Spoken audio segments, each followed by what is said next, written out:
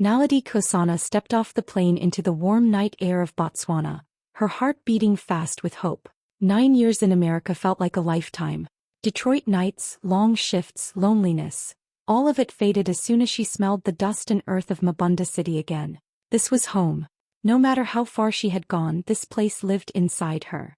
As the taxi drove through the quiet streets, memories rushed in. She imagined her sister running out to hug her, neighbors laughing, old jokes coming back to life. She practiced smiles in her head. She told herself, whatever happened before, we will forgive each other now. Home had a way of healing things. Or so she believed. The car stopped in front of the house she helped build with her hard-earned money. Naledi paid the driver, grabbed her suitcase and stood there for a moment, breathing deeply. This was the moment she had dreamed about for years. She knocked. The door opened slowly. Thandai Kosana stood there, arms crossed, face hard, eyes cold. No smile. No surprise. Just silence. Naledi, she said flatly, like the name meant nothing. Naledi's smile froze. I'm home, she said softly. Thandai laughed, but there was no humor in it. She looked Naledi up and down, then stepped aside just enough to speak clearly. You don't belong here anymore. The words hit harder than any slap.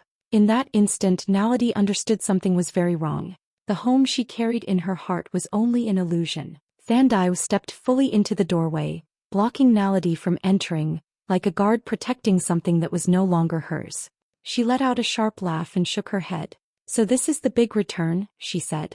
America didn't make you special after all. Naledi tried to speak, but Thandai didn't stop. Her words came fast and cruel.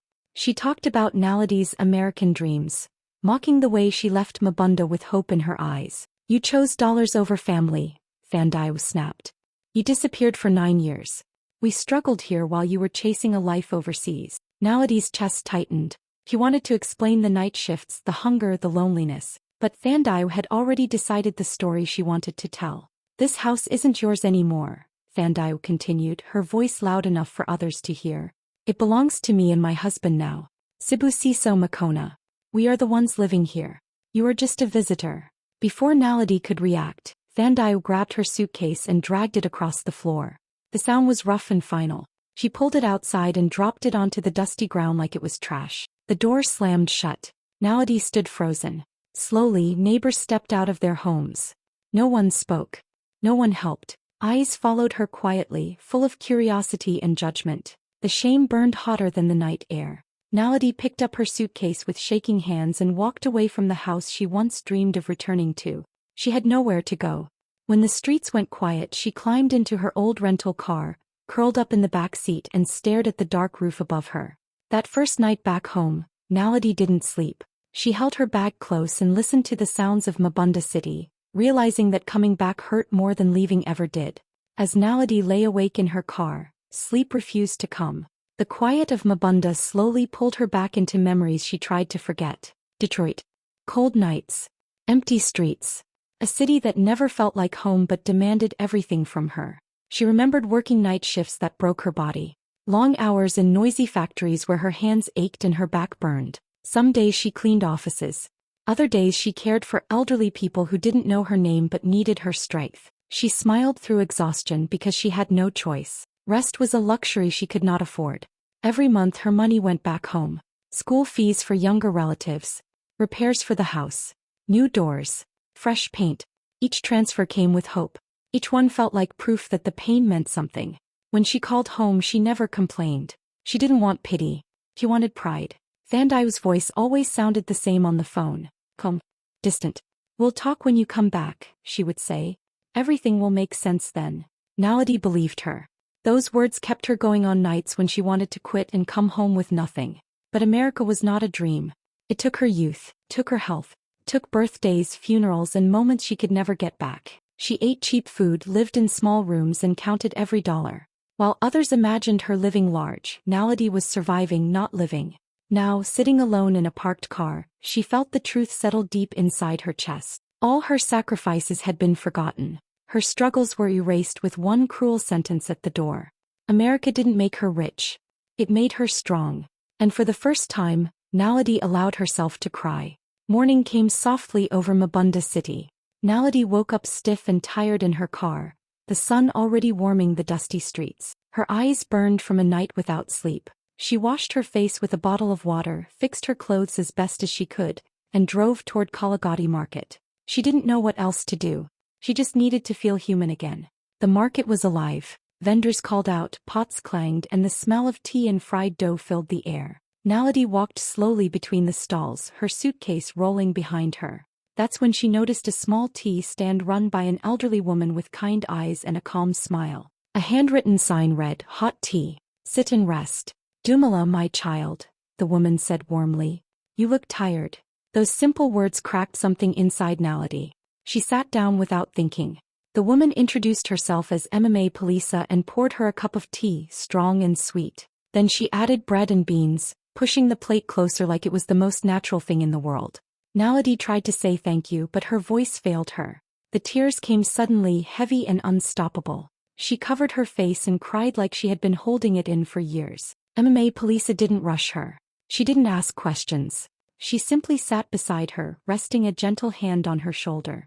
When Naledi finally spoke, her words came out broken. "I just came home, and I have nowhere to go." MMA Polisa nodded slowly. "You can sleep at my place tonight," she said. "Just one night. Tomorrow will think for itself." In that moment, Naledi felt something shift. A stranger had given her warmth when her own blood had given her pain. And she realized that sometimes, family is not who you come from, but who chooses to see you. After spending the night at MMA Police's small home, Naledi woke up with a strange calm in her chest. The pain was still there, but now it was mixed with clarity. She thanked the old woman, hugged her tightly, and decided she needed answers. Not arguments, not tears, but truth. That morning, Naledi went to the local land office in Chalafilo district. The building was old, with faded paint and long wooden benches. She almost turned back at the door, her confidence shaking. But she reminded herself of every dollar she had sent, every sacrifice she had made, and she stepped inside. When she gave her name at the counter, the clerk paused. He looked up slowly, then smiled in surprise. "Naledi Kosana?" he asked. "From Mabunda?" "Yes," she replied, her voice steady but nervous. The clerk typed for a moment, then nodded. "I remember this file," he said. He pulled out documents and slid them across the desk. Naledi's breath caught. The house deed was right there. Her name, clear and official. She stared at it, her hands trembling. The clerk explained that the full payment for the house had been made years ago from overseas transfers. Every record showed the money came from Naledi. There had been no legal transfer, no sale, no change of ownership. "What about my sister?" Naledi asked quietly. The clerk shook his head. "She has no ownership here. Only false authority. Anyone can live in a house. Not everyone owns it." In that moment, something powerful happened. Naledi didn't smile. She didn't celebrate. She simply nodded and thanked him. She walked out into the sunlight knowing the truth. Thandai had lied, but the law had not. And quietly, without shouting or revenge, the balance began to shift in Naledi's favor. By the weekend, the house in Mabunda was louder than it had ever been. Music blasted through the open windows, shaking the walls Naledi once dreamed of returning to. Cars lined the street. Laughter spilled into the night like the house belonged to someone who had finally made it. Thandai had thrown a housewarming party.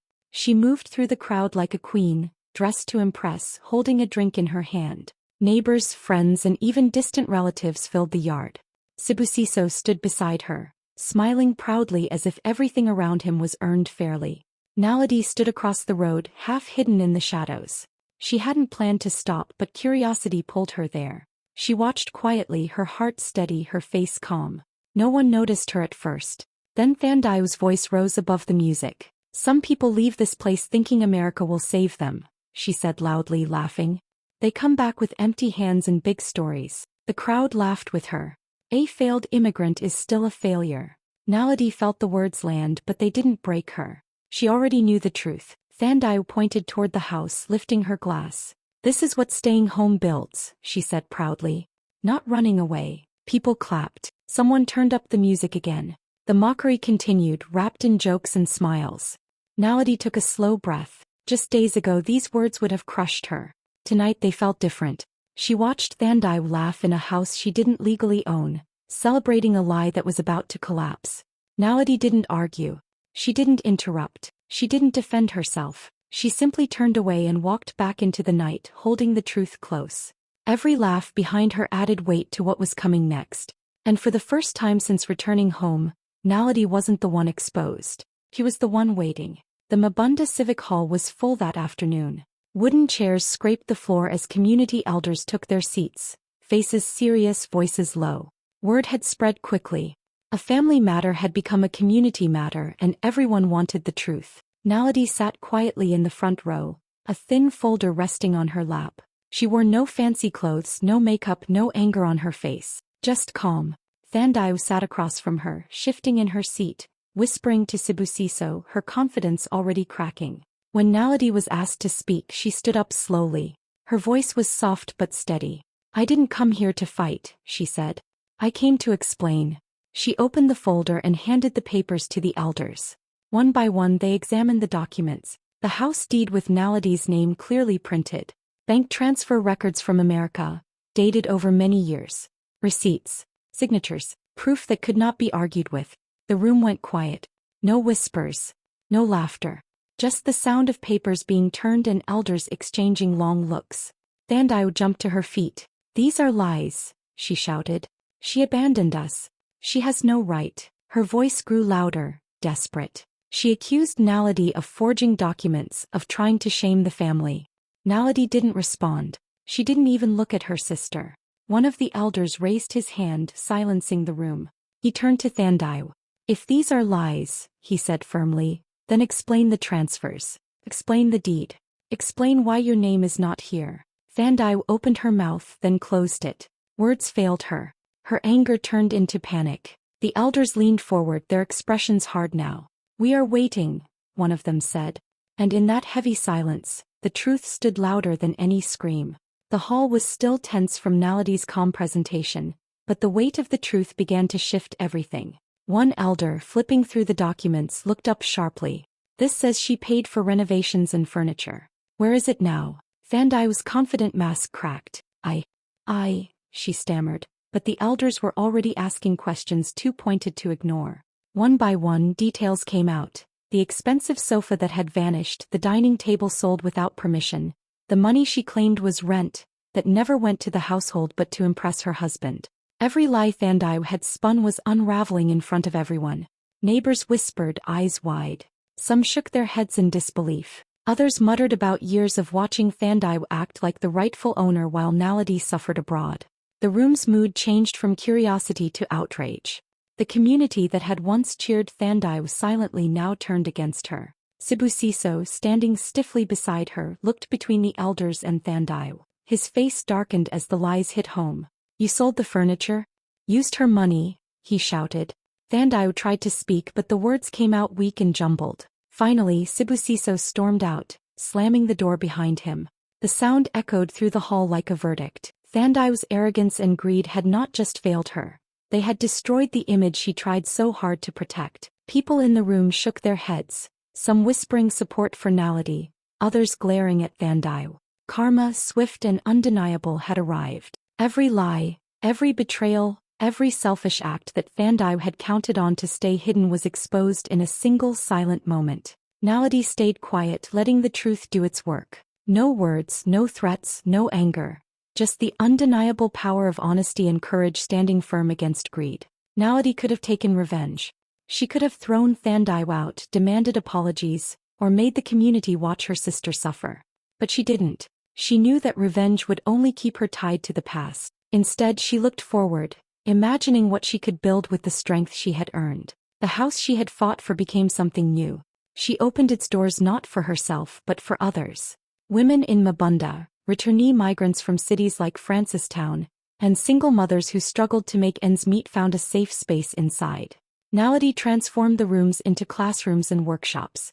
One corner became a tailoring studio with sewing machines lined up neatly. Another corner had computers and digital tools, teaching women online skills that could help them earn a living from home. Every day, Naledi worked alongside the women, teaching, listening, encouraging. She shared not just skills but hope. Mothers who had given up on opportunities smiled again. Young women who had been ignored by the world learned to stand tall.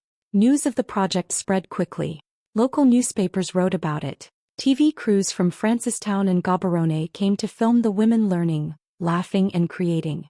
Naledi never sought attention, but she became a symbol anyway. A quiet force who turned pain into purpose and betrayal into opportunity. Neighbors who once whispered about her absence now whispered about her courage. Children watched her with wide eyes, imagining what they could do if they were brave enough. Naledi walked through the house every evening, watching the machines hum, the women chatter, the work grow. She didn't need revenge. She had created something far more powerful. A legacy of strength, kindness, and resilience. In Mabunda and beyond, her story became proof that true power is built on lifting others, not tearing anyone down. Months later, Thandai appeared at the gate of Naledi's house. Her hair was messy, her eyes red from crying, and her shoulders slumped under the weight of guilt. She didn't shout. She didn't blame. She simply said, "Naledi, I'm sorry. I was wrong. Please forgive me." Naledi looked at her sister, calm and steady. She didn't smile, didn't laugh, didn't let anger slip. Instead, she nodded slowly. "I hear you," she said. "I forgive you, but the past cannot be erased." Thandai's eyes filled with tears. "I don't want to lose you," she whispered.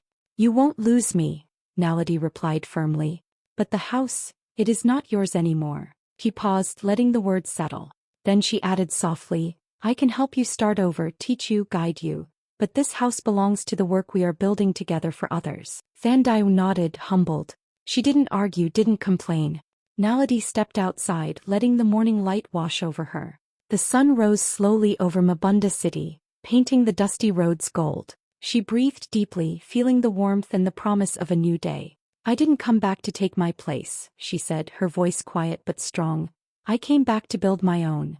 The camera, or in your mind, the viewer, lingered on her as she stood tall, proud, and unshakable, the sunrise behind her casting long, hopeful shadows across the city she loved.